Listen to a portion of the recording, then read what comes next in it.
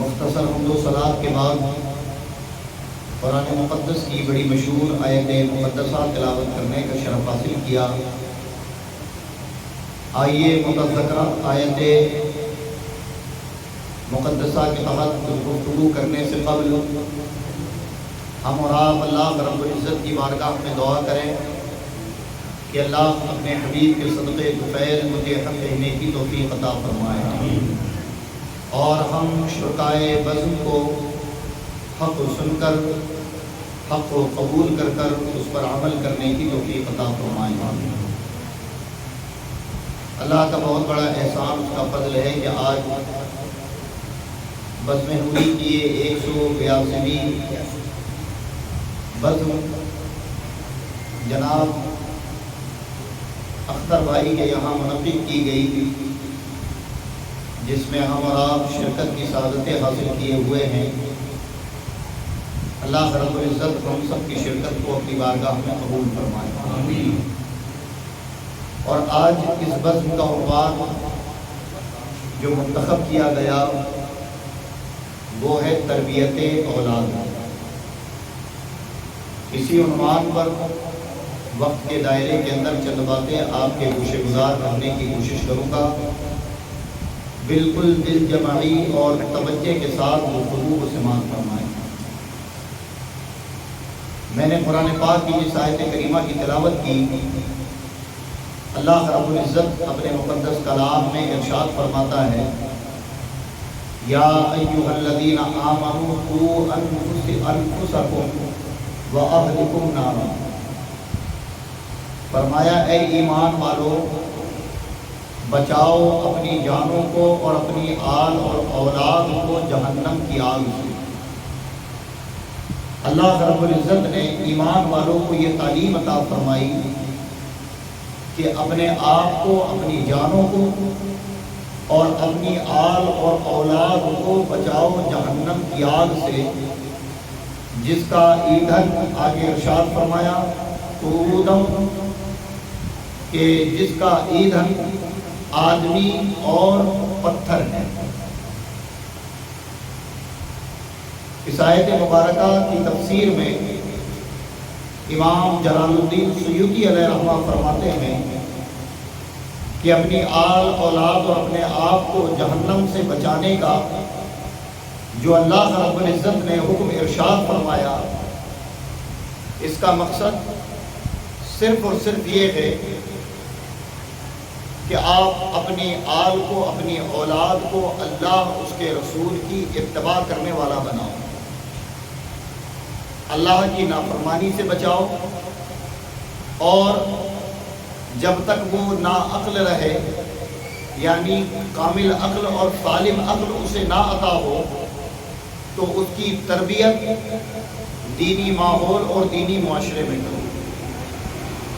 یہ تفسیر کے تحت امام جلال الدین سیوطی علیہ رحمہ نے اس آیت کے تحت فرمایا، اور اللہ کے رسول صلی اللہ تعالیٰ علیہ وسلم اسی آیت سے متصل ایک احادیث پاک بیان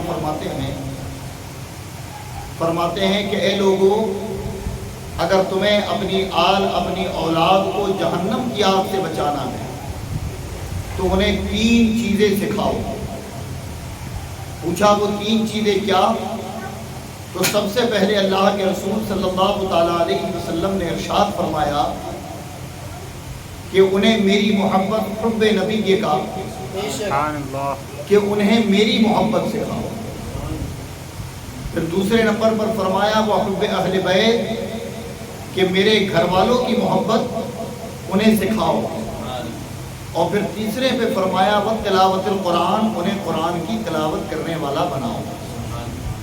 اور حضرات گرامی ظاہر ہے کہ امام جلال الدین سیوطی علیہ رحمہ کی تفسیر کے مطابق، قرآن پاک کے حکم کے مطابق اور احادیث نبوی کے مطابق، جو شخص بھی اپنی اولاد کی تربیت اس انداز میں کرے کہ اسے مصطفیٰ کا سچا غلام بنائے، اسے اہل بیت کا سچا غلام بنائے، اسے قرآن کی تعلیم دے، تو گویا وہ خود بھی جہنم سے آزاد ہے اور اس نے اپنی آنے والی نسلوں کو بھی جہنم سے آزاد کرا دیا۔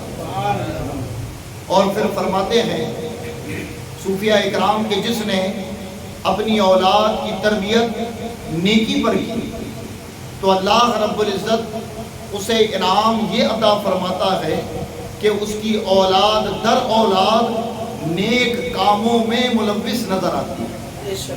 یعنی اگر کسی نے اپنی ایک اولاد کی تربیت دینی ماحول اور دینی معاشرے میں کر دی اور احادیث مصطفیٰ کے مطابق اسے دین سکھا دیا تو اس سے جو نسلیں آنے والی ہوں گی اللہ تبارک و تعالیٰ ان میں ہر ایک کے اندر دین پیدا کرے گا اور وہ لوگوں کی اصلاح کا سبب بنے گے۔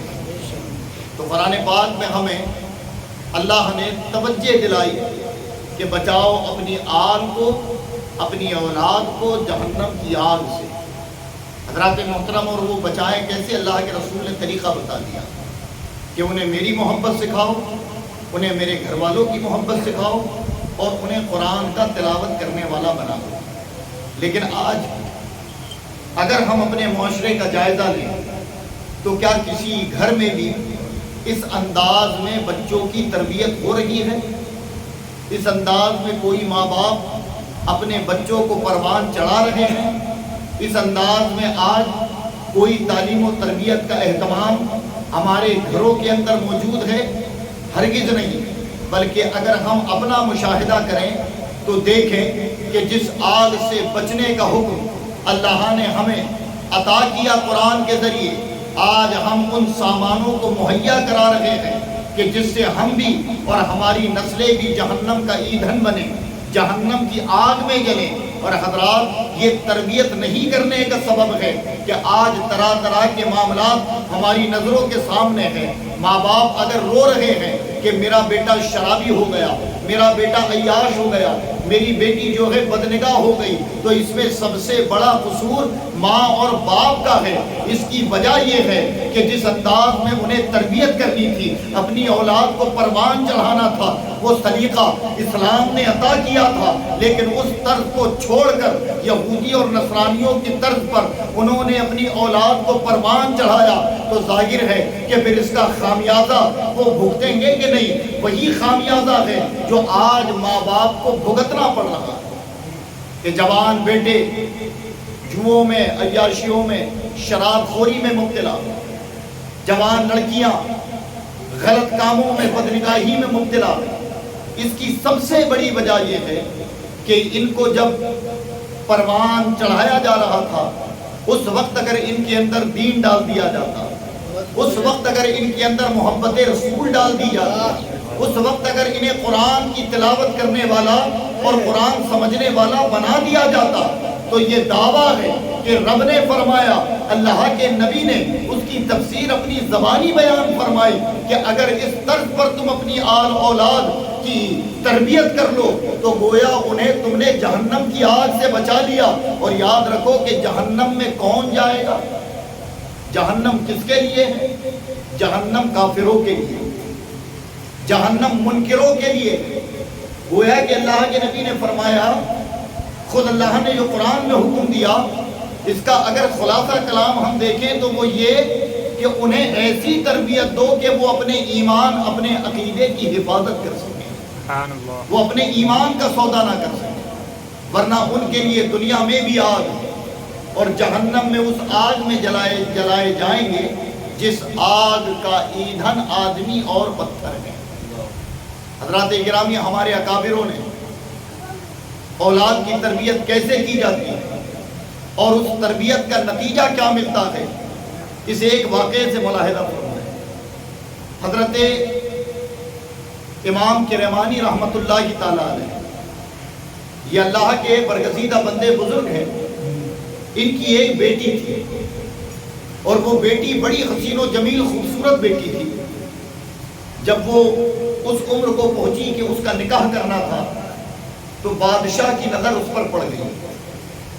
بادشاہ کی نظر جیسے ہی پڑی تو بادشاہ نے اپنے لوگوں کو پہنچایا اور شیخ کرمانی رحمۃ اللہ تعالیٰ علیہ کے یہاں اپنا پیغام پہنچا کر کہا کہ آپ کی بیٹی مجھے پسند ہے، میں اس سے نکاح کرنا چاہتا ہوں۔ جب آپ نے یہ سنا تو سننے کے فوراً بعد آپ اس کے دربار میں حاضر ہوئے اور حاضر ہونے کے بعد کہا کہ مجھے 3 دن کی مہلت دیں، میں اپنا فیصلہ اور اپنا ارادہ آپ کو بتاتا ہوں۔ 3 دن کی مہلت انہوں نے مانگی، اور چونکہ اللہ کے ولی تھے، بڑی دیانتداری سے اپنی اولاد، اپنی بیٹی کی تربیت فرمائی تھی، آپ نے 3 دنوں کی مہلت مانگی، اور ان 3 دنوں تک آپ مسجد و مسجد، مدارس، ادارے اور خانقاہ، اور جہاں بھی اللہ والوں کا پتہ آپ کو چلتا آپ وہاں جاتے اور اپنی بیٹی کے لائق لڑکے کو تلاش کرتے۔ اچانک آپ ایک مسجد میں گئے تو دیکھا ایک حسین و جمیل نوجوان ہے جو نمازیں ادا کر رہا ہے، اور نماز سے فارغ ہوا تو بڑے خلوص کے ساتھ وہ رب کی بارگاہ میں دعا ریز ہے۔ جب حضرت کرمانی رحمۃ اللہ تعالیٰ علیہ نے اس کے اس انداز عبادت کو دیکھا تو دل میں اس کے لیے محبت پیدا ہو گئی۔ اس کے قریب گئے اور قریب جانے کے بعد اس سے کہتے ہیں کہ اے نوجوان، یہ انداز عبادت تجھے کس نے سکھایا؟ تو وہ کہتا ہے کہ بچپن سے میرے ماں باپ نے میری تربیت ایسی ہی فرمائی، تو بس اسی تربیت کا نتیجہ ہے کہ میں رب کی عبادت خلوص سے کرتا ہوں۔ کہا تیرا نام کیا؟ اس نے نام بتایا، اپنی کنیت بتائی۔ کہا کیا تیری شادی ہو چکی ہے؟ تو انہوں نے جواب دیا کہ نہیں، ابھی تک میری شادی نہیں ہوئی۔ آپ نے پوچھ لیا کہ کیا نکاح کے خواہش مند ہو؟ تو کہا یہ فیصلہ میرے والدین کریں گے۔ گویا جب اس کی زبان سے یہ جملہ سنا تو حضرت کرمانی رحمۃ اللہ تعالیٰ علیہ اس کے گھر گئے اور اس کے والدین سے اپنا آنے کا مقصد بیان فرمایا، اور جب والدین راضی ہو گئے تو ان 3 دنوں کے درمیان اس شخص سے نکاح کر دیا۔ اور وہ بڑا غریب تھا، لیکن دیانتدار ہونے اور دیندار ہونے کی بنا پر انہوں نے اس لڑکے سے اپنی نیک بخت بیٹی کا نکاح کر دیا۔ جب یہ نکاح ہو گیا تو وہ نوجوان نے اس بیٹی کو رخصت کر اپنے گھر لایا۔ جیسے ہی وہ اس کے کمرے کے اندر داخل ہوئی تو ایک پانی کی سراہی رکھی ہوئی، اور اس پانی کی سراہی کے اوپر ایک روٹی کا سوکھا ہوا ٹکڑا رکھا تھا۔ وہ نئی دلہن تھی، اس نے پوچھ لی کہ میرے سرتاج، یہ سوکھی روٹی کا ٹکڑا آخر کیوں رکھا ہوا؟ تو کہا یہ میں نے افطار کے لیے بچا لیا تھا، یہ افطار کے لیے بچا لیا کہ جب وقت افطار ہوگا تو اسی سے افطار کروں گا۔ بس اتنا سننا تھا کہ وہ دلہن جو ابھی داخل ہوئی ہے وہ جلال میں آ کر گھر سے واپس ہونے لگی۔ جب گھر سے واپس ہونے لگی تو جو نوجوان تھا وہ پریشان ہوا، کہا کیا بات ہے، کیوں لوٹتی ہو؟ آخر کیا مجھ سے کوئی خطا یا غلطی واقع ہوئی؟ تو وہ شہزادی کرمانی رحمۃ اللہ تعالیٰ علیہ کی تربیت یافتہ بیٹی کیا فرماتی ہے؟ وہ کہتی ہے کہ آپ کی عبادت، آپ کی ریاضت کو دیکھ کر میرے والد نے آپ کو بھلا آدمی جانا۔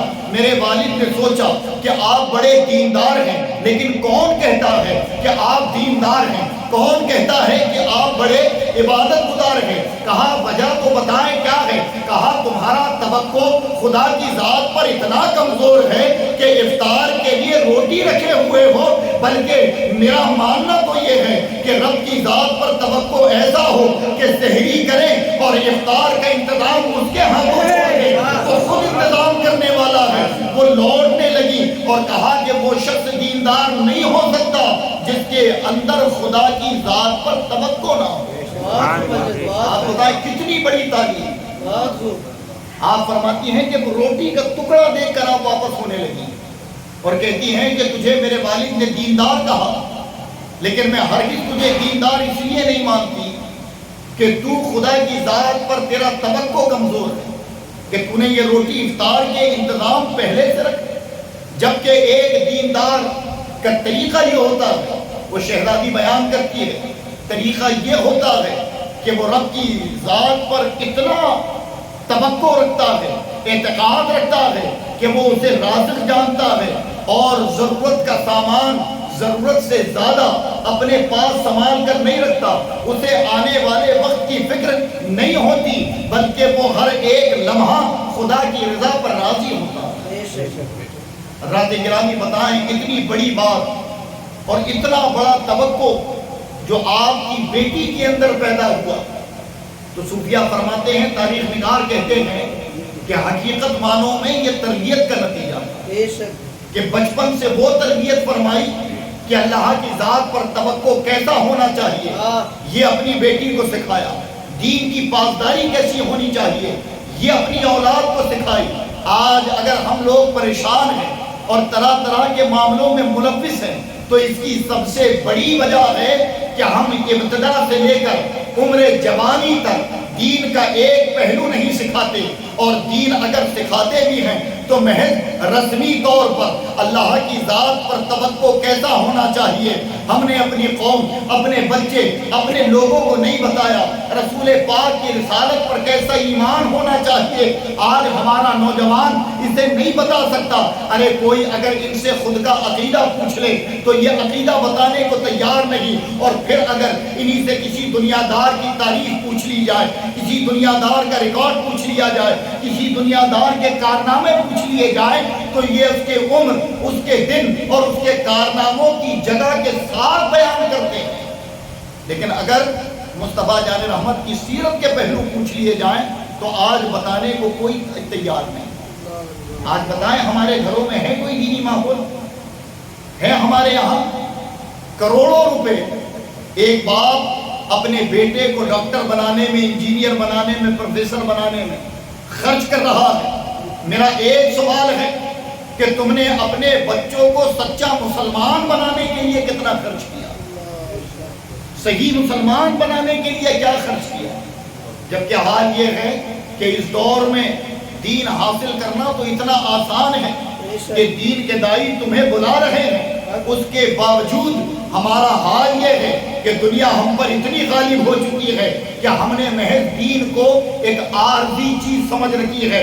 وقت آتا ہے تو دیندار بنتے ہیں، وقت آتا ہے تو مسلمان ہونے کا اظہار کرتے ہیں، اور اگر ہمیں کوئی سابقہ یا ایسا ماحول نہ ملے تو ہمیں یہ بھی ضرورت نہیں کہ ہم اپنے اخلاقی اور کرداری جو ایمانی تعلق ہے وہ لوگوں کے سامنے پیش کرتے ہیں۔ آج اس خسارے کی وجہ سے پوری دنیا میں ہم رسوا اور ذلیل ہیں، ورنہ اللہ کے رسول صلی اللہ تعالیٰ علیہ وسلم نے تربیت اولاد کی کرنے کا جو سب سے بہتر طریقہ دیا وہ دیا کہ میری محبت سکھاؤ۔ اور حضرات اللہ کے رسول صلی اللہ تعالیٰ علیہ وسلم کی محبت اگر ماں اور باپ سکھائیں تو حقیقت معنوں میں وہ بیٹا رسول پاک کا وفادار ہوگا، وہ مصطفیٰ جان رحمت کی اتباع کرنے والا ہوگا۔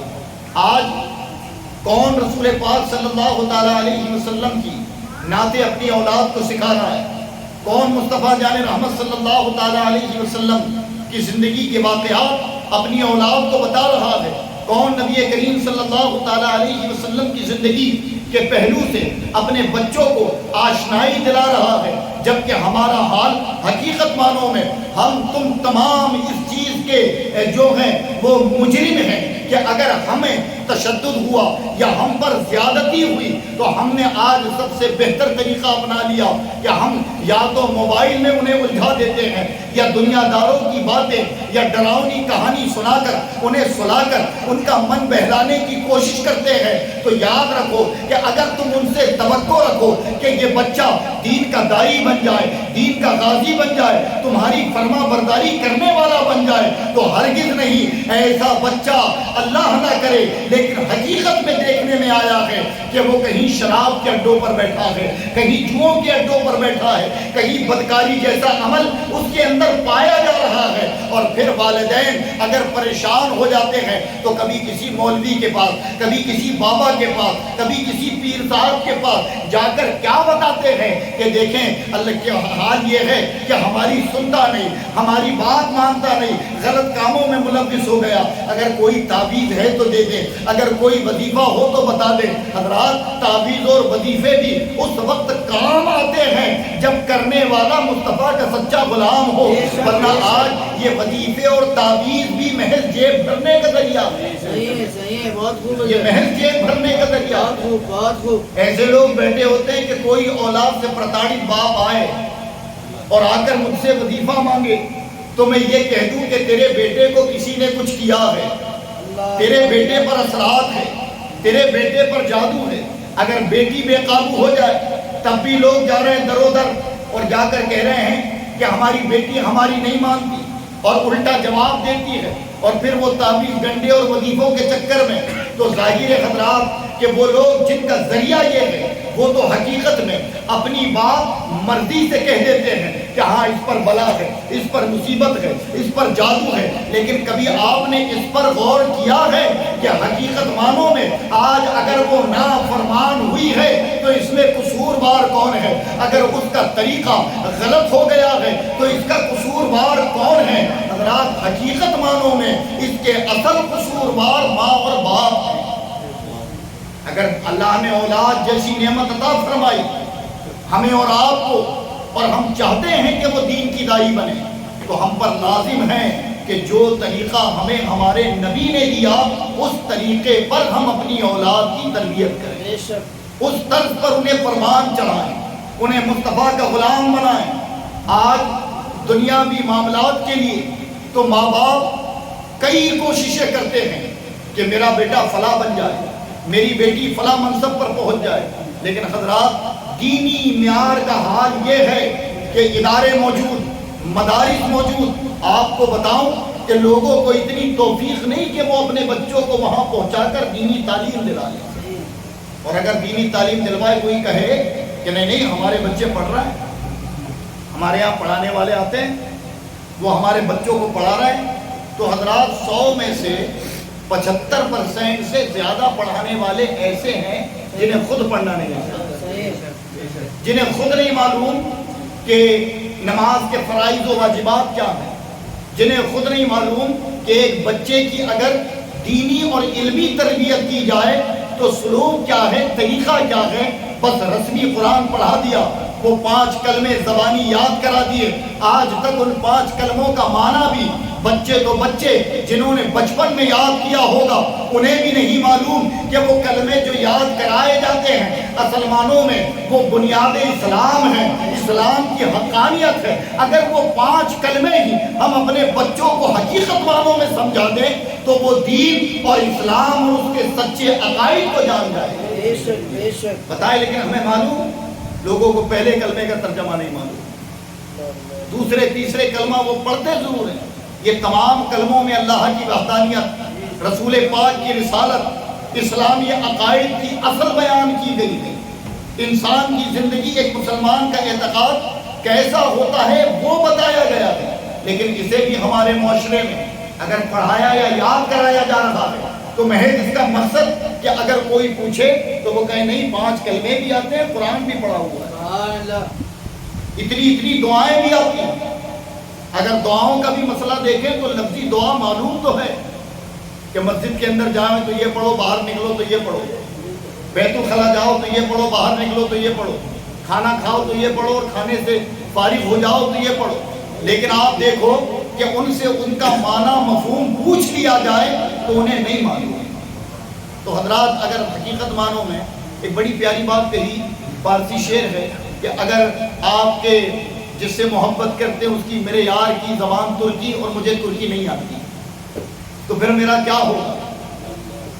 ظاہر ہے کہ سوائے خسارے اور بربادی کے میں بظاہر اس کے لفظ رٹ تو لوں گا، لیکن جو اس کی اصل قلب میں اترنی تھی وہ قلب میں نہیں اتر پائے گی۔ خدارا یہ دور پرفتن ہے، اور ہر دور میں اللہ کے رسول کی تعلیم ہمارے لیے سر چشمہ ہدایت ہے۔ اگر اس وقت بھی ہم نے اپنے بچوں کی تربیت مصطفیٰ جان رحمت کی تعلیم کے مطابق کر لی تو انشاءاللہ ہم تو نہ بن سکے، لیکن یہ حقیقت میں خدا کے فضل پر یقین ہے کہ ہماری نسلوں میں کوئی صلاح الدین ایوبی کا غلام ضرور ہوگا، کوئی محمد بن قاسم کا غلام ضرور ہوگا۔ آج بزدلی، آج ڈرپوک، آج جو ہے وہ دین سے بے رغبتی، یہ تمام چیزیں اگر پیدا ہوئی ہیں تو دین محمدی سے دوری اختیار کرنے کا سبب، اللہ کے رسول کی تعلیمات سے دور رہنے کا سبب۔ حضرات محترم، وہ کیسی تربیت ہے کہ جب ہم پڑھتے ہیں تو کلیجہ منہ کو آ جاتا ہے، کلیجہ منہ کو آ جاتا ہے۔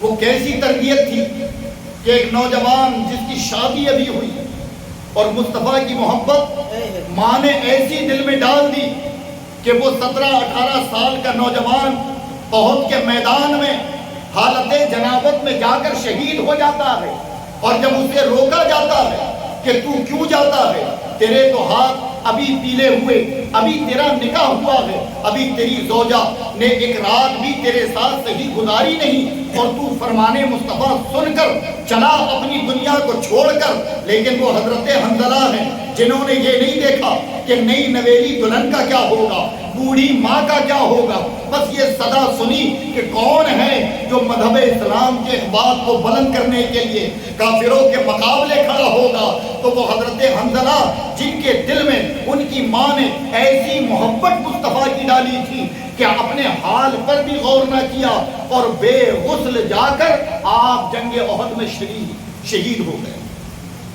جب شہید ہوئے تو اللہ کے رسول صلی اللہ تعالیٰ علیہ وسلم سے کسی نے شکایت کیا، رسول اللہ یہ حنظلہ جو ہے انہیں جب روکا گیا ان پر غسل فرض تھا، لیکن یہ اس وقت نہ مانے اور آپ کی بات پر لبیک کہہ کر اس میدان کارزار میں آ کر شہید ہو گئے۔ اللہ کے رسول مسکرائے اور فرماتے ہیں کہ تم حنظلہ کی جنابت کی بات کرتے ہو، میری نظریں دیکھ رہی ہیں کہ فرشتے اپنے ہاتھوں سے انہیں غسل دے رہے ہیں۔ تو حضرات یہ ماں کی تربیت کا نتیجہ تھا کہ بچپن سے نبی کی محبت دل میں ڈالی مکہ سے، پھر وہی ماں مدینے لے کر آئی، 17 یا 18 سال کی عمر ہوئی تو نبی کی محبت دل میں ایسی غامزن ہو گئی کہ وہی تربیت کا نتیجہ تھا کہ اپنا سب کچھ مصطفیٰ پہ قربان، اپنی جان بھی نبی پر قربان کر دیا۔ اللہ کے رسول نے اسی لیے فرمایا کہ اگر اپنی اولاد کی بہترین تربیت کرنا ہے تو سب سے پہلے اسے میری محبت سکھاؤ۔ اور حضرات گرامی ظاہر ہے کہ جب نبی کی محبت ہم اپنے بچوں کو بچپن سے سکھائیں گے تو پھر وہ دین کے دائی ان کے اندر مصطفیٰ کے دین کا زرد پیدا ہوگا۔ جہاں وہ دنیا میں کامیابی حاصل کرنے کی ریس اور دوڑ میں دوڑیں گے، وہی دین محمدی کو جہاں بھی کمزور یا جوفیت میں مبتلا دیکھیں گے تو وہاں اس کا دفاع کرنے کے لیے کھڑے رہیں گے۔ آج ہماری قوم کا حال جو بد سے بدتر ہوتا چلا جا رہا ہے، اس کی سب سے بڑی وجہ یہ ہے کہ دعوی محبت ہماری زبانوں پر تو ہے لیکن قلب سے مصطفیٰ کی محبت کو سو دور ہو چکی ہے، آج نہیں ہے حقیقت مانو۔ اور اسی کا خامیازہ ہے جو آج ہمارے لوگ بالخصوص والدین اس خامیازے کو بھگت رہے ہیں۔ آج مائیں خود اپنے بچوں کو جو ہے اچھی تعلیم اور تربیت دینے کی بجائے غلط روش میں اگر پاتی ہیں تو بعض اوقات ان کی غلطی اور ان کے گناہوں پر عیب ڈال دیتی ہے۔ اگر دیکھا جاتا ہے کہ باپ غصے والا ہے، باپ کو معلوم ہو گیا کہ اس نے فلاں غلطی یا فلاں جرم کیا ہے تو باپ اسے مارے گا، سختی کرے گا، تو بعض اوقات ماؤں کا حال یہ ہے کہ وہ کہتی اب تو نہیں کرے گا یا کرے گی تو ٹھیک ہے آج میں تیرے باپ کو نہیں بتاتی، اور بس یہی ایک غلطی ماں سے ہوتی ہے کہ وہ بیٹا بھی بدکار ہوتا ہے، بیٹی بھی بدکار ہوتی ہے، اور وہ غلطی پر پردہ ڈالنا ماں کی ممتا نہیں بلکہ اپنی اولاد کے ساتھ ظلم کرنا ہے کہ جب اس کی غلطیوں کو اجاگر کر کر اس پر سختی کرنی تھی تو تم نے اس کے ساتھ پیار محبت اور الفت سے کام لیا۔ اور حضرات حقیقت مانو، ایک چیز یہ بھی بزرگوں نے کہا کہ اولاد کی تربیت میں یہ خیال ضرور رکھیں کہ ان کے اندر لوگوں کا احساس پیدا کریں۔ اگر رب نے آپ کو دولت دی، اچھا پیسہ دیا تو ظاہر ہے کہ جن کے پاس ہے ان کے بیٹے نے بیٹی نے جو مانگا انہیں کھلایا، جیسا چاہا ان کو پہنایا، جیسے چاہا ان کے شوق پورے کیے، تو ظاہر ہے کہ جس کو بچپن سے رئیسی میں رہنے کی عادت ہو پھر وہ غربت کی زندگی نہیں گزار سکتا، پھر وہ تکالیف اور مصیبتوں کا سامنا نہیں کر سکتا۔ تو اولاد کی تربیت میں ایک پہلو سب سے اہم یہ بھی ہے کہ رب نے آپ کو بڑا نوازا ہے، یہ اس کی نوازش ہے، لیکن جب اولاد کی تربیت کرو تو بچپن سے اسے نفس کو مارنے والا بناؤ۔ اگر وہ آپ سے کسی چیز کو طلب کرے تو اسے فوراً نہ دیا کرو، بلکہ اسے سمجھاؤ اور ان غریب بچوں کی مثال دو کہ جو دھوپ میں ننگے پیر ہوتے ہیں، ٹھنڈ میں بغیر گرم کپڑوں کے سڑکوں اور بازاروں پر گھومتے ہیں، انہیں بتاؤ کہ بیٹا میں تجھے دلا تو سکتا ہوں، لیکن دیکھ غریبوں کے بچے جو ہیں وہ بغیر چپل گھومتے ہیں، وہ بغیر لباس گھومتے ہیں۔ حضرات جب آپ یہ احساسات ان کے اندر پیدا کرو گے تو میرا یقین ہے کہ وہ بچہ غریبوں کو دھتکارنے والا نہیں ہوگا، وہ غریبوں کے ساتھ ظلم و تشدد کرنے والا نہیں ہوگا، بلکہ اگر اس کے اندر احساس ہوگا تو وہ ہر ایک چیز کی قدر کرے گا۔ ورنہ آپ دیکھو، میں نام تو نہیں لیتا لیکن وہ مسلمان ہی ہیں، اللہ نے بڑی دولتوں سے نوازا، میں نے اپنی آنکھوں سے دیکھا کہ 10-10 لاکھ کی موٹر سائیکل ہیں، وہ دیواروں پر مار دیتے ہیں اور چہرے پر شکن نہیں آتی۔ جہاں انہی کی قوم کا ایک غریب پوری زندگی سائیکل پہ کاٹ دیتا ہے، پوری زندگی پیدل گزارتا ہے، وہ مسلمان قوم کا ایک طبقہ ایسا بھی ہے جو مہنگی سے مہنگی گاڑیاں دیوار پر مار دیتا ہے اور اسے ذرہ برابر احساس نہیں ہوتا۔ اس کی وجہ کیا ہے؟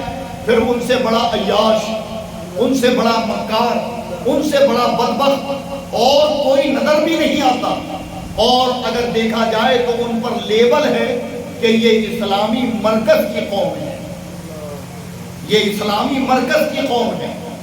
جن کے اندر سمجھ ہے، عقل ہے، وہ سمجھ جائیں گے کہ وہ کون سی قوم کہلاتی ہے۔ وہ اپنے آپ کو کہتے نہیں انا مرکز الاسلام، ہم جو ہیں وہ اسلام کے مرکز کے ملک میں رہنے والے ہیں، جہاں سے اسلام پھیلا، جہاں سے اسلام کی شعائیں بلند ہوئی۔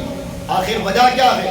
ورنہ اسی جگہ کی تاریخ پڑھو تو ایسے بچوں نے بھی زندگی گزاری ہے کہ ماں کے پاس ایک وقت کے کھانے کا انتظام ہوتا تھا اور دوسرے وقت ماں جو ہے وہ لوریاں دے کر اپنے بچوں کو سلا دیا کرتی تھی، ہانڈی چولہے پر چڑھا کر اس میں پانی ڈال کر انہیں تسلی دے کر سلا دیا کرتی تھی۔ تو اس دور کے اسی ملک کے بچوں کا حال یہ تھا کہ جب وہ میدان کارزار میں جس میدان کی طرف بھی انہوں نے رخ کیا تو رب کائنات نے ان کے ہاتھوں کئی ایک ممالک فتح کرائے، اور آج اپنے آپ کو مرکز کا کہنے والوں کا حال یہ ہے کہ عیاشی میں اتنے مبتلا ہیں کہ جوؤں کے اڈے انہوں نے کھلوائے، بدکاریوں کے اڈے وہ کھلوا رہے ہیں، ویسٹرن کلچر وہ لا رہے ہیں، اور پھر قوم پوری دنیا پر دعویٰ یہ ہے کہ ہم جو ہیں وہ مرکزی لوگ ہیں۔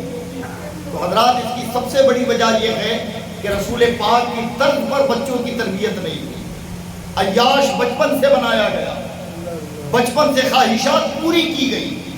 ظاہر ہے ماں باپ بڑی محبت کرتے اپنی اولاد سے، لیکن یاد رکھو کہ محبت اصل کیا ہے؟ اصل محبت یہ ہے کہ تم ان کی تعلیم و تربیت کا خیال رکھو، اصل محبت یہ ہے کہ تم انہیں نفس کو مارنے والا بناؤ، اصل محبت یہ ہے کہ ہر دور میں زندگی گزارنے والا انہیں بناؤ، تب جا کر تم نے ان سے اصل محبت کی۔ گلے سے چپکا کر محبت سے چوم لینا اور پھر بڑی پیار بھری باتیں کر لینا، یہ اولاد سے محبت کا حق نہیں، بلکہ اولاد سے محبت کا حق یہ ہے کہ اگر اولاد قرآن نہیں پڑھتی تو اس پر سختی کی جائے، وہ رسول کا دین نہیں سیکھتی اس پر سختی کی جائے۔ لیکن آج بتاؤ، ہم اگر بچہ ہماری ذاتی کوئی شرارت کر جائے ہم اسے مارتے پیٹتے ہیں، لیکن کسی باپ نے کبھی اپنی اولاد، اپنے بیٹی یا بیٹے کو اسی لیے مارا یا سختی کیا کہ وہ نماز نہیں پڑھتی، اسی لیے مارا یا پیٹا سختی کیا کہ وہ قرآن نہیں پڑھتا، اسی لیے ان پر سختی کی گئی کہ وہ رسول پاک کی حدیثیں اور اسلام کی بنیادوں کا علم نہیں رکھتا؟ حضرات اس کے لیے تو کوئی حرج نہیں، بلکہ اس کو تو ہم نے ٹائم پاس کا ذریعہ بنا لیا ہے۔ اگر ایک آدھ کلمہ بچہ سیکھ جائے تو اسے لیے گودی میں پھرتے ہیں اور بتائے دیکھو سنو، اور وہ بھی کن کے سامنے؟ جب آپ کے عام رشتہ دار ہوں تب تو نہیں کہو گے کہ بیٹا سنا کلمہ، پہلا کلمہ سنا، ایسا نہیں نکلتا مجھے۔ کسی مولوی صاحب کو دیکھ لیے، مسجد کے امام صاحب کو، اگر وہ آپ کے گھر آئے ہیں تو آپ اپنے بیٹے کو اس وقت بڑی محبت سے بلاتے ہیں، بیٹا آئیے، اور جب وہ آ گیا تو آ کر کہتے ہیں بیٹا پہلا کلمہ سناؤ حضرت کو، کہتے ہیں صحیح ہے کہ نہیں بتاؤ، ہے نا؟ بیٹی آئی، بیٹا دعا سناؤ یہ والی، اور پتا چلا کہ جو ابا کہہ رہا ہے بیٹا سناؤ اس کو خود نہیں معلوم کہ یہ دعا کا ہی ہے، اور وہ کن کے سامنے؟ کہ جو تعریف کریں بظاہری طور پر کہ یار آپ نے بچوں کی تربیت کی. حقیقت تو یہ ہونا تھا کہ ہر ایک پہلو کی تعلیم انہیں دینی تھی.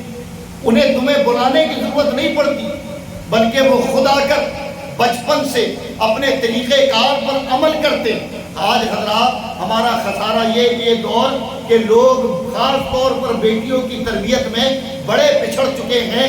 10-12 سال کی بیٹی کو بھی کہتے ہیں ابھی تو چھوٹی ہے. کیا ہو رہا ہے؟ کیا کہہ رہے ہیں ابھی بھی؟ کہ ابھی تو چھوٹی ہے. ابھی کیا ہو رہا ہے؟ وہ 12 سال 13 سال کی لڑکی بازاروں میں سڑکوں میں اور طرح طرح میلے اور عرصوں میں گھوم رہی ہے، اور پھر اگر کوئی کہے کہ انہیں مت لے جاؤ تو کہتے ہیں نہیں ابھی چھوٹی ہے، کچھ بڑی ہو جائے تو پھر بند کر دیں گے. تو حضرات یہ بتاؤ کہ آپ نے جو غذا سے پودے کو پروان چڑھایا، اب اگر آپ چاہو کہ اس میں شفا دینے والے پھل ہو جائیں تو ایسا نہیں ہو سکتا.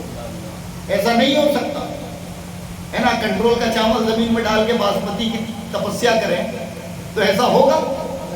ایسا ہرگز نہیں ہو سکتا. جو بویا ہے تمہیں وہی کاٹنا پڑے گا.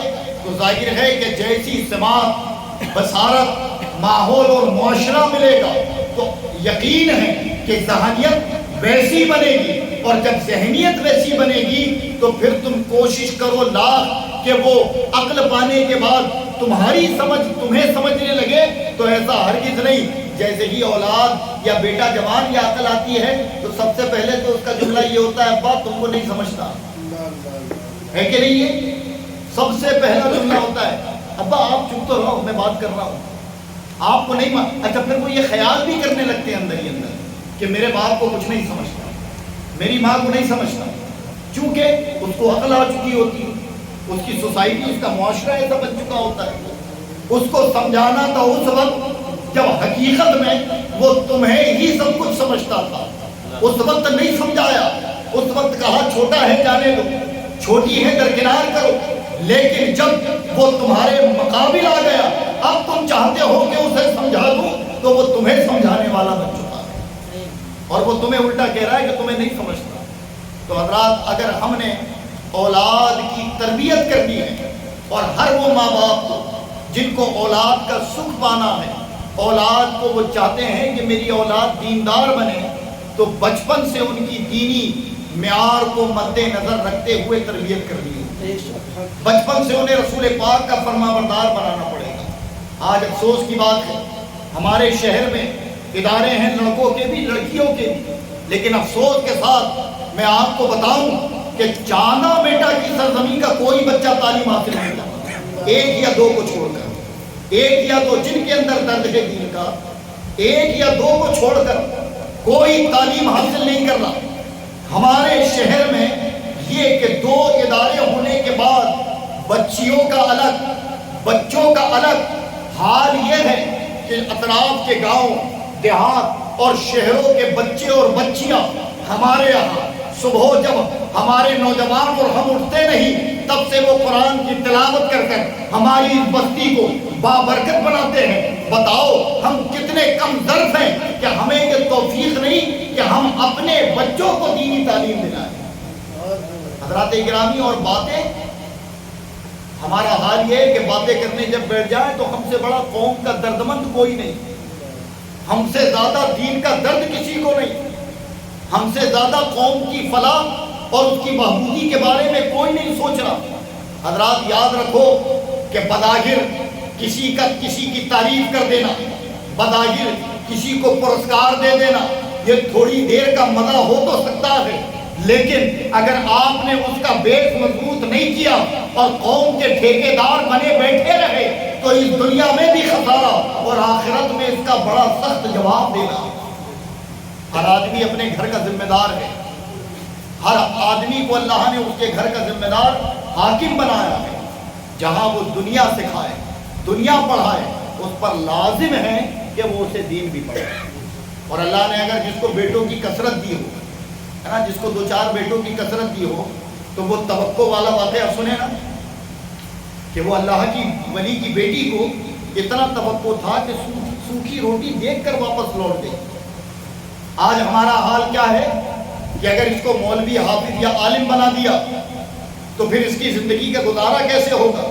اور حضرات، یہ میں اس لیے نہیں کہہ رہا کہ عام طور پر لوگوں کی سوچ ہے، میرے کانوں نے یہ جملے سنے، میرے کانوں میں، میرے منہ پر ایک آدمی نے کہا، اللہ اسے نجات عطا فرمائے، میرے منہ پر کہا تھا اللہ اس شخص نے کہ بولے اگر حضرت اسے بھی عالم حافظ بنا دیا تو اب اسے بھی پالیں، اس کے بچوں کو بھی پالیں، پوری زندگی اس کا خیال رکھیں، اس کے بچوں کا خیال رکھیں۔ تو یہ ہمارے ایمان اور اللہ کی ذات پر توقع کی حیثیت ہے۔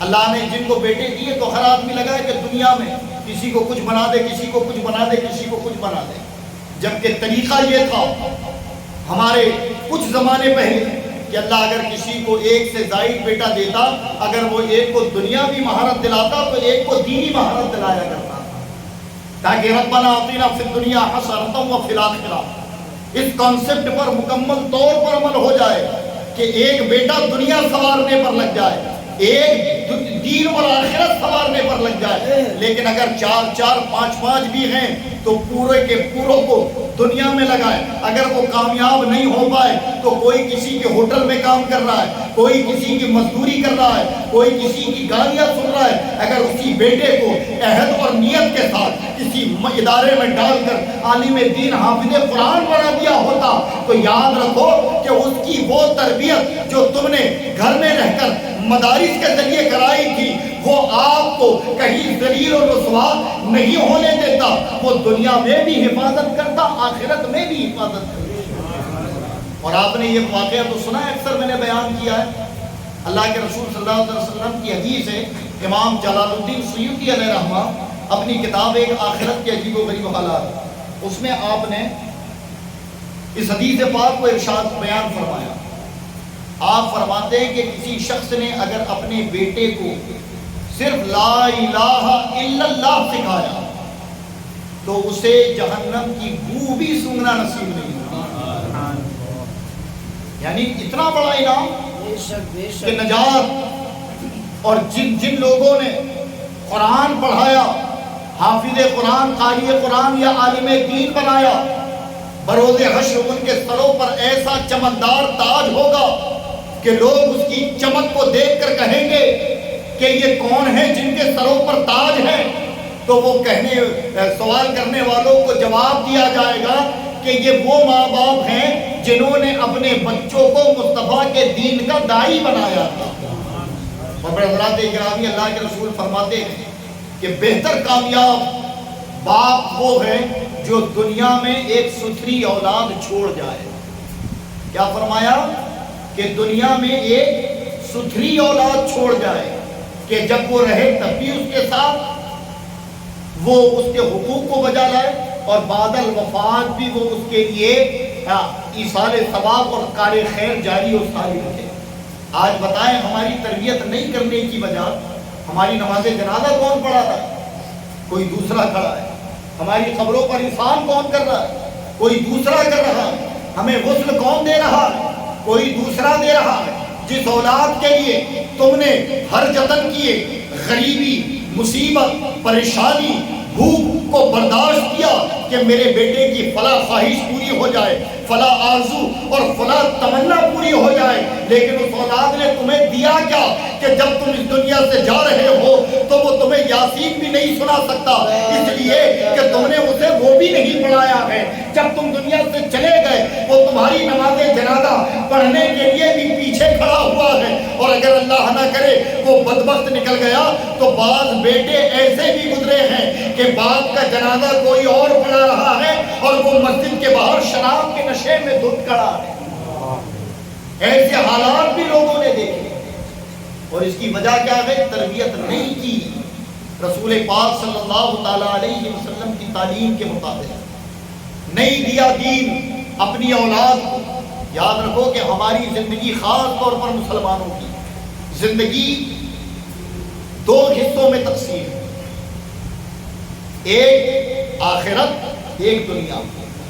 اس لیے ہمیں دعا کی تلقین فرمائی ہے رب نے، وہ دعا ہم نماز میں کرتے ہیں نا، ربنا، اے میرے رب، آتنا فی الدنیا حسنہ، کہ میری دنیا کو بہتر بنا، وفی الآخرہ، اور میری آخرت کو بہتر بنا، اور ان دونوں کی بہتری کے بعد وقینا عذاب النار، مجھے آگ کے عذاب سے نجات دے دے، مجھے جہنم کی آگ سے بچا۔ اللہ قرآن میں بھی کہہ رہا یا ایھا الذین آمنوا قوا انفسکم واہلکم نارا، اے ایمان والو بچاؤ اپنے آپ کو اور اپنی آل اولاد کو جہنم کی آگ سے۔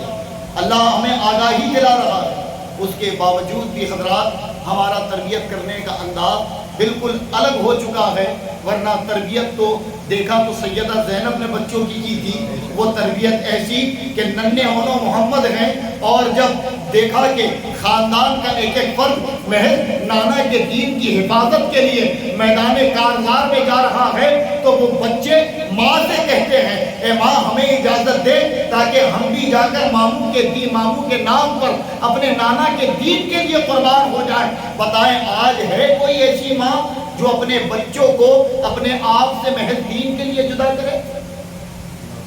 ہے کوئی ماں؟ ورنہ سرکار غوث پاک جن کے تم مرید، جن کی محبت کا دم بھرتے ہو، یہ اپنی والدہ کے حیاتی واحد بیٹے تھے۔ آپ کے بھائی بھی تھے، انتقال ہو گیا شیر خانی عمر میں، آپ تنہا، والد کا انتقال، ماں کا سہارا کون تھا؟ صرف شیخ عبد القادر جیلانی، اور کوئی سہارا نہیں۔ لیکن جب تھوڑی عمر بڑی ہوئی تو ماں سے کہا امی میں اعلیٰ تعلیم کے لیے بغداد جانا چاہتا ہوں۔ ماں نے یہ نہیں سوچا کہ بیٹا تیرا ہوگا کیا، تیرا کون پرسان حال ہے، بلکہ خدا کی ذات پر توقع تھا، بھیج دیا۔ اور پھر وہی عبد القادر وقت کے غوث بنے، اور اتنا بڑا مقام کہ بڑے بڑے قطب ابدال آپ کے قدموں میں بیٹھ کر زانو ادب طے کر علم کے بڑے بڑے محاذ کو حاصل کیا کرتے تھے، اور بڑے بڑے منصب ولایت پر فائز ہوئے۔ یہ ہمارے بزرگوں کی تاریخ ہے ہمارے سامنے۔ تربیت کرتے وقت حلال کھلایا، تربیت میں سب سے اہم حلال کا لقمہ اولاد کو کھلانا۔ بے شک حق، ورنہ تم نے خوب دین سکھایا، خوب نمازیں پڑھنے کے طریقے بتائے، انہیں پوری بخاری یاد کروا دی، اور اس کے بعد حال یہ ہوا کہ ان کو کھلایا ہمیشہ حرام لقمہ۔ تو حضرات ظاہر ہے کہ لقمے سے تو فطرت بنتی ہے، فطرت بنتی ہے، اور فطرت جیسی بنے گی ویسا ہی، جیسا بلڈ بنے گا ویسی ہی فطرت ہوگی۔ اور آج اس چیز میں تمیز تو ظاہر ہے کہ لوگوں نے بالکل ختم کر دی، ذرا زیادہ کمانے کے چکر میں جائز ناجائز کسی کی تمیز نہیں، اور اسے کما کر لائے، اب خود بھی کھا رہے ہیں، اپنی اولاد کو بھی کھلا رہے ہیں۔ میں نے یہ واقعہ بیان کیا ہے نا کہ اگر حلال کا لقمہ نسلوں میں ہو، حلال کا لقمہ اگر نسلوں میں ہو، تو اللہ رب العزت ہمیشہ اس نسل کے لوگوں سے دین کے کام لیتا ہے، اور انہیں دین کے کاموں کی توفیق نہیں ہوتی کہ جن کے لقمے میں حرام شامل ہو۔ حضرت عبداللہ ابن مبارک کون ہیں؟ یہ آخری بات سنیں، کون ہیں حضرت عبداللہ ابن مبارک؟ یہ اتنے بڑے امام کہ امام بخاری بھی انہیں اپنا امام کہتے ہیں۔ صحاح ستہ کے جتنے محدثین ہیں وہ انہیں اپنا امام کہتے ہیں، لیکن یہ ہماری غفلت ہے کہ ان اکابروں کو ہم بھول گئے، ان کا تذکرہ بھی ہمارے معاشرے سے، ہماری مساجد اور ہمارے جلسوں سے ختم ہو گیا۔ حضرت عبداللہ ابن مبارک ائمہ فی المحدثین ہیں۔ کون ہیں؟ ائمہ فی المحدثین، یعنی محدثین کے بھی امام۔ شاگرد کس کے؟ امام اعظم ابو حنیفہ رضی اللہ تعالیٰ کے شاگرد امام بخاری کے استادوں میں آپ کا شمار ہے۔ حضرت عبداللہ ابن مبارک کو یہ شان کیسے ملی؟ جب اس کا پس منظر بیان کیا گیا تو باخدا کلیجہ منہ کو آ جاتا ہے۔ وہ طریقہ یوں تھا کہ آپ کا نام عبداللہ ہے، آپ کے والد کا نام مبارک ہے، اور جو مبارک تھے وہ کوفہ میں، عراق میں ایک جج صاحب کے یہاں نوکری کرتے تھے، نوح جج نام تھا ان کا، ان کے یہاں نوکری کرتے تھے۔ انہوں نے نوکری کی، ان کے ساتھ رہے، لیکن جج صاحب نے اپنی بیٹی کو دیکھا، فاطمہ نام تھا، کہا اب اس کا نکاح کرنا ہے۔ جب نکاح کا ارادہ کیا تو بیٹی سے باپ نے پوچھ لیا بیٹی میں تیری شادی کرنا چاہتا ہوں، کیا تجھے منظور ہے؟ تو بیٹی نے کہا ابا آپ میرے والی ہیں، جو فیصلہ کریں بہتر ہے، لیکن جب مجھ سے پوچھ لیا تو میری خواہش سن لیں، میری خواہش سن لیں کہ میں کیسے آدمی سے شادی کروں گی۔ کہا بیٹی بتا۔ تو جج صاحب کی بیٹی کہتی ہے کہ میں ایسے آدمی سے شادی کروں گی جو تہجد گزار ہو۔ سبحان اللہ نہیں نکلے گا؟ وہ کیا ہو؟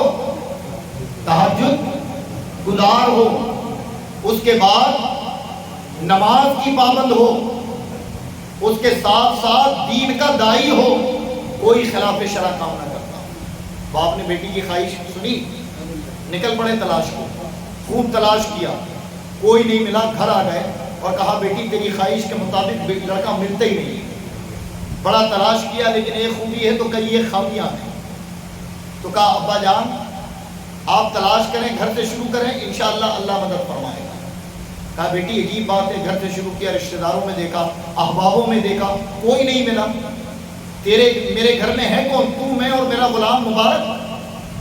بس اتنا سنا، مبارک کا نام زبان پر آیا، پورا کردار سامنے آ گیا۔ یار میرا غلام مبارک نمازی بھی ہے، تہجد گزار بھی ہے، سچ کہتا ہے، سنت و شریعت کا پابند ہے۔ تو اپنی بیٹی سے کہتے ہیں جج صاحب بیٹی میرے غلام کی بات تو نہیں کر رہی؟ کہا میں کسی غلام کو نہیں جانتی، بس مجھے تو ایسا شخص چاہیے۔ تو کہا یہ خصلت تو میرے غلام میں ہے۔ تو کہا پھر اگر غلام ہونا بدنما آگے تو آزاد کر دیں۔ اب چونکہ باپ اچھی طبیعت اور سلجھی ہوئی طبیعت کا مالک تھا تو فوراً اپنی بیٹی کی بات مان کر اپنے غلام کو آزاد کر دیا۔ اب چونکہ عرصے دراز سے ساتھ تھے، جب انہیں اچانک ہٹایا تو وہ کہنے لگے حضور مجھ سے کیا غلطی ہے؟ کہا بس تم میرا کام چھوڑ دو، اب میں تمہیں اپنی غلامی میں نہیں رکھنا چاہتا۔ جب انہیں آزاد کر دیا اور وہ جانے لگے تو کچھ دیر چلنے کے بعد انہیں روکا اور روک کر کہا مبارک ایک بڑی پریشانی میں پھنسا ہوا ہوں اور حل تمہارے پاس ہے۔ کہا حضور میں آپ کا غلام ہوں، جو حکم دے کروں گا۔ کہا پریشانی یہ ہے کہ میری بیٹی جوان ہو چکی ہے اور مجھے اس کی شادی کی فکر ہے، لیکن اس نے ایک شرط رکھ دی ہے جو میں پوری نہیں کر پاتا۔ کہا وہ شرط کیا ہے؟ کہا شرط یہ ہے کہ وہ ایسے لڑکے سے نکاح کرے گی جو شریعت کا پیکر ہو، پابند ہو۔ تو کہا حضور ڈھونڈے مل جائے؟ کہا بہت ڈھونڈا نہیں ملا۔ تو کہا حضور میں اس میں مدد کیا کر سکتا ہوں آپ کی؟ تو کہا مدد یہ کر سکتے ہو کہ تم میری بیٹی سے نکاح کر لو۔ حضرت عبد مبارک فرماتے ہیں حضور میں بڑا غریب ہوں، میرے خود کے کھانے کے ٹھکانے نہیں، میں آپ کی بیٹی عیش و عشرت سے بلی کہاں رکھوں گا؟ لیکن والد نے ان تمام چیزوں پر توجہ نہ دی اور انہیں منا کر اپنی بیٹی سے حضرت مبارک کا نکاح کر دیا۔ نکاح ہوا، کہا اپنی بیوی کو لے جاؤ۔ یہ رخصت کر کر گھر لے گئے اور گھر لے جانے کے بعد اپنی جھوپڑی میں جب انہیں داخل کرایا تو پہلی رات ہے، آپ نے اپنی دلہن کو اس کی جگہ پر بٹھایا، مصلی بچھایا اور پوری رات اللہ کی عبادت کی۔ پوری رات فجر ہو گئی، نماز پڑھی اور اپنے کام پہ چلے گئے۔ ایسے کرتے کرتے 15 دن سے زائد گزر گئے، لیکن آپ اپنی بیوی کے قریب نہیں گئے، جو میاں بیوی کے حقوق ہوتے ہیں اسے ادا نہیں کیا۔ تو وہ بیٹی جو تھی جج صاحب کی، اس کے اندر ایک تجسس پیدا ہو گیا کہ آخر کیا وجہ ہے کہ میرا شوہر میرے طرف توجہ نہیں دیتا۔ تو اب چونکہ ماں تو تھی نہیں کہ جسے بتا دیں، تو آپ نے اپنے والد سے دریافت کیا اور کہا ابا جان میرے شوہر میری طرف توجہ نہیں دیتے۔ کہا کیا وجہ ہے؟ کہا وجہ نہیں بتائی۔ کہا ٹھیک ہے میں بات کرتا ہوں۔ اب انہیں بلایا اور بلانے کے بعد جب صاحب نے پوچھا مبارک یہ بتاؤ کیا میری بیٹی کے اندر کوئی خامی ہے؟ کیا وہ خوبصورت نہیں؟ کیا وہ اور عورتوں کی طرح نہیں؟ یا تم مجھ سے ناراض ہو؟ تو کہا حضور آپ کی بیٹی بڑی نیک، بڑی صالح، بڑی پارسا ہے، اس کی عزت پر میں کوئی انگلی نہیں اٹھاتا، لیکن چونکہ یہ میرا تقویٰ ہے جو مجھے اس کے قریب نہیں جانے دیتا۔ کہا وہ کیا بات ہے؟ کہا حضور معذرت چاہوں گا، میں نے آپ کے ساتھ ایک عرصہ گزارا ہے، اس عرصے میں جب بھی آپ نے ناحق فیصلہ کیا اور اس سے جو کمائی آئی ہے وہ حرام تھی، اور وہ کمائی سے آپ کی بیٹی نے لقمہ کھایا، اور میں نے اللہ کے نبی کی حدیث سنی کہ ایک لقمہ حرام کا 40 دن کی برکتوں کو اٹھا لیتا ہے۔ یعنی بعضوں نے تو یہ بھی کہا کہ 40 دن کی عبادتیں اس کی قبول نہیں ہوتی، وہ برکتیں اٹھا لی جاتی ہیں۔ تو میں اس لیے پرہیز کر رہا ہوں کہ اگر انہی لقموں میں سے کسی ایک لقمے کا اثر باقی ہے اور میں ملا اور اللہ نے میرے اور اس کے ذریعے آگے نسل بڑھائی اور اگر اولاد پیدا ہوئی تو مجھے ڈر ہے کہ کہیں وہ خراب اور جو ہے وہ بدکاری میں ملوث نہ ہو جائے۔ تو کہا وہ تو کئی لقمے کھائیے، تم 40 دن پرہیز کر کر کیا کر لو گے؟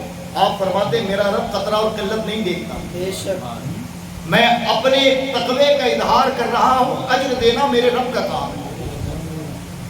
آپ مبارک نے 40 دن پرہیز کیا، 40 دن کے بعد جب بیوی کے حق کو ادا کیا تو آپ کو رب نے بیٹے کی خوشخبری دی۔ ایک بیٹا پیدا ہوا مدت گزرنے کے بعد، تو آپ نے اس بیٹے کا نام رکھا عبداللہ۔ کیا نام رکھا؟ عبداللہ۔ اب دیکھیں کہ محض رسول پاک کی تعلیم پر عمل کرنا، تقوی اور حلال کی کمائی کی برکت کہ وہی عبداللہ پوری دنیائے عالم میں اور خاص طور پر بڑے بڑے محدثین، ائمہ اور اکابروں کی زبان پر امام کے نام سے پکارے جاتے ہیں، اگر ان کو یہ منصب، یہ مقام رب نے عطا کیا ہے تو اس کی اصل وجہ غذا تھی۔ آج تربیت کرتے وقت والدین یہ بھول چکے ہیں۔ کون بنے؟ ائمہ فی المحدثین، کہ اہل علم ان کا نام لینا اپنے لیے فخر سمجھتے ہیں۔ اتنے بڑے محدث عالم دین خود مجتہد بنے، امام اعظم کے شاگرد ہیں، لیکن اللہ رب العزت نے وہ مقام عطا فرمایا کہ پوری دنیا اسلام میں مصطفیٰ کی احادیثوں سے نہ جانے کتنے لوگوں کی اصلاح آپ نے فرمائی۔ یہ غذا کا انعام تھا۔